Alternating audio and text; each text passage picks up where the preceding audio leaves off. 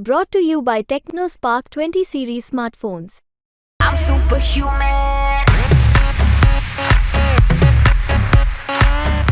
क्या जाट आरक्षण का मुद्दा पड़ जाएगा बीजेपी को भारी, क्योंकि धौलपुर भरतपुर के जाट समाज केंद्र में आरक्षण की मांग लंबे समय से कर रहे थे, जिसे लेकर किए गए आंदोलन ने इस चुनाव में कई सीटों के समीकरणों को प्रभावित किया है। इनमें राजस्थान के भरतपुर और धौलपुर करौली सीट पर काफी प्रभाव भी पड़ सकता है। जाट समाज ने ऑपरेशन गंगा जल चलाकर समाज के लोगों को कांग्रेस को जिताने और बीजेपी को वोट नहीं देने की अपील भी चलाई थी।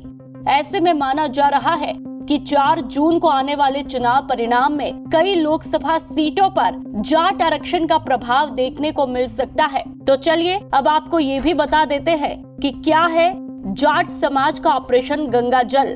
जाट आरक्षण समिति के आंदोलन पर संयोजक नेम सिंह फौजदार की अगुवाई में भजन लाल सरकार के साथ कमेटी की जयपुर और दिल्ली में बातचीत हुई। इस दौरान समाज को आरक्षण दिए जाने का आश्वासन भी दिया था, लेकिन जाट समाज लोकसभा चुनाव से पहले अपनी मांगे मानने के लिए अड़ा हुआ था।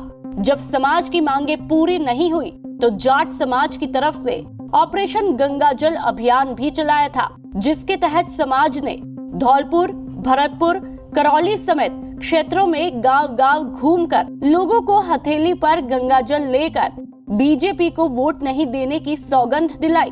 इस दौरान जाट समाज ने कांग्रेस के प्रत्याशियों के पक्ष में जाट समाज को प्रेरित भी किया। अब ऐसे में क्या इस बार कांग्रेस का साथ भरतपुर, धौलपुर के जाटों ने दिया होगा तो कितना बड़ा नुकसान बीजेपी और कितना बड़ा फायदा कांग्रेस को देखने को मिल सकता है। ऐसे में कयास है कि जाट बड़ी तादाद में बीजेपी को कुछ जगहों पर झटका दे सकते हैं। जाट आरक्षण का मुद्दा बीजेपी को बड़ी तादाद में प्रभावित कर सकता है। इस दौरान राजस्थान में धौलपुर और भरतपुर के अलावा ये मुद्दा राजस्थान से सटी हुई हरियाणा और उत्तर प्रदेश की 10 लोकसभा सीटों पर अपना असर भी दिखा सकता है। तो अब 4 जून का इंतजार है, क्योंकि कहते हैं कि जातियों से ही जीत का सेहरा भी तय होता है। तो इस बार जाट, राजपूत, मुस्लिमों ने कहां पर दिया झटका और किसको दिया फायदा, ये देखना बड़ा दिलचस्प होगा। ब्यूरो रिपोर्ट, राजस्थान तक।